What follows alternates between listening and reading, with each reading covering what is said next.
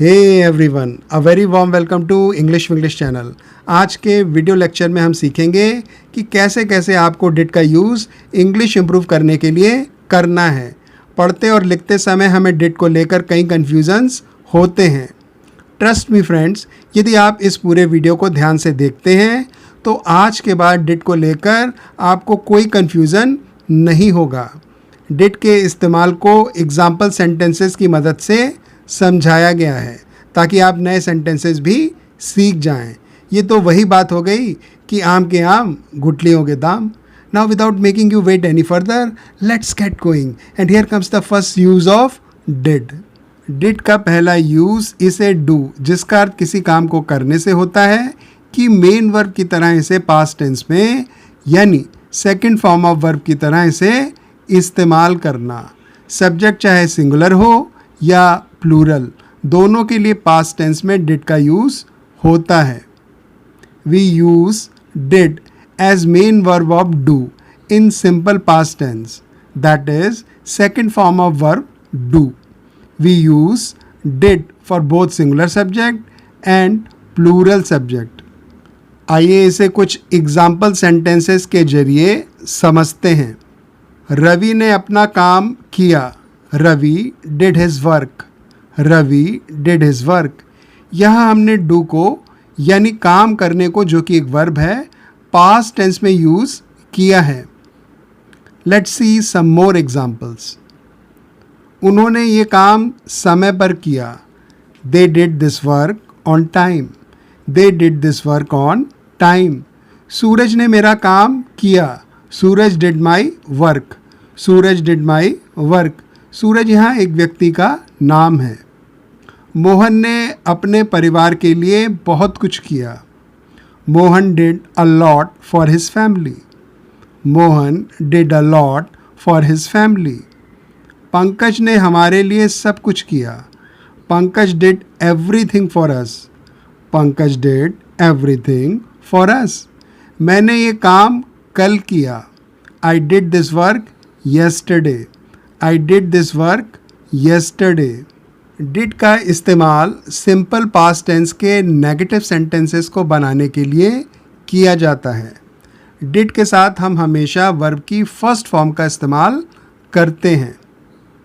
We use did to make negative sentences of simple past tense.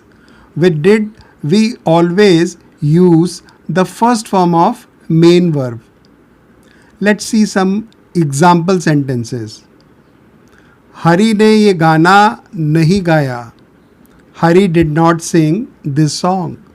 Hari did not sing this song. इस sentence में did एक helping verb की तरह use हुआ है। यहाँ मेन वर्ब सिंग है।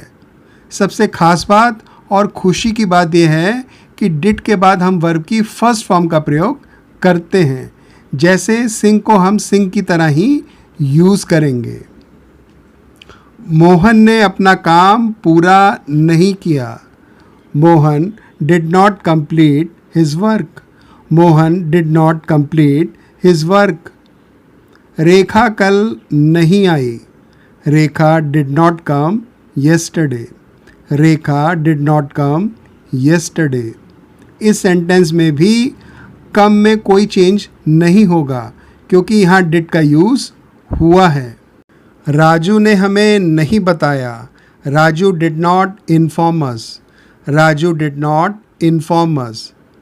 क्या आपको पता है कि डिड ऑलरेडी इंडिकेट करता है कि सेंटेंस पास्ट टेंस में है, इसलिए डिड के साथ सेकंड फॉर्म या थर्ड फॉर्म ऑफ वर्ब का यूज़ नहीं होता है और वैसे भी ना ही इसका कोई लॉजिक बनता है। प्रिया ने हमारा विश्वास नहीं किया। प्रिया डिड नॉट बिलीव अस।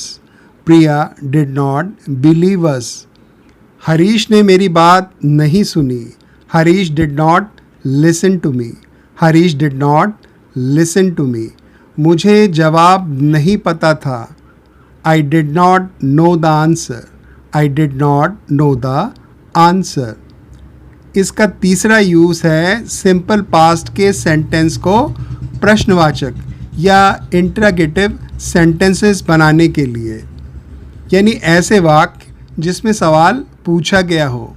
हम डिड को ठीक सब्जेक्ट के पहले रखते हैं और सेंटेंस के लास्ट में क्वेश्चन मार्क ज़रूर लगाते हैं। Did is used to make interrogative sentences of simple past tense. We put did just before the subject and at the end of the sentence a sign of question mark is put. आइए सीखते हैं कुछ example sentences. क्या तुमने ये पत्र लिखा? Did you write this letter? Did you write this letter? यहाँ you सब्जेक्ट है तो इसके पहले हमने डिड रख दिया, उसके बाद सब्जेक्ट यानी यू के बाद वर्ब की फर्स्ट फॉर्म लिख दी यानी कि राइट, और फिर बाकी का सेंटेंस लिख दिया। Let's see some more examples. क्या सुरेश कल खेला? Did Suresh play yesterday? Did Suresh play yesterday? क्या पंकज ने तुम्हारी मदद की? Did Pankaj help you? Did Pankaj help you? क्या रिया ने अच्छे से नाचा? Did Riya dance well? Did Riya dance well? क्या उनको मेरी अंग्रेज़ी समझ आई? Did they understand my English? Did they understand my English? क्या तुम्हें रवि मिला? Did you find Ravi? Did you find Ravi? Did का फोर्थ यूज़ है सिंपल पास्ट टेंस के नेगेटिव इंटरोगेटिव सेंटेंस बनाना। नेगेटिव इंटरोगेटिव सेंटेंस बनाने के दो तरीके हैं। पहला तरीका है डिड को ठीक सब्जेक्ट से पहले लिखना और नॉट को वर्ब के ठीक पहले लिखना, या फिर डिडंट को, जो कि डिड नॉट का कॉन्ट्रैक्शन है, ठीक सब्जेक्ट के पहले रख देना। Did is used to make negative interrogative sentences of simple past tense. There are two ways of making negative interrogative sentences of simple past tense. Put did just before the subject and put not just before the main verb. Or put didn't just before the subject. आइए इसे कुछ example sentences से समझते हैं। सबसे पहले हम first use को लेकर कुछ एग्जाम्पल सेंटेंसेस सीखेंगे। क्या तुम वहाँ नहीं गए? Did you not go there?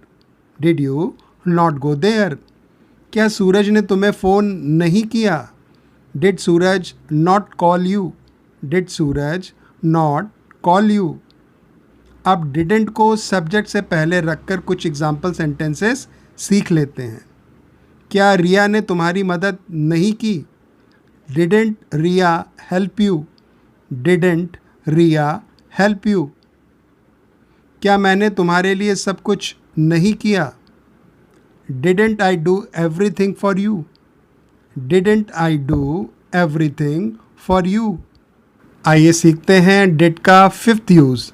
Did का इस्तेमाल पास्ट में किए गए किसी काम पर जोर देने के लिए किया जाता है।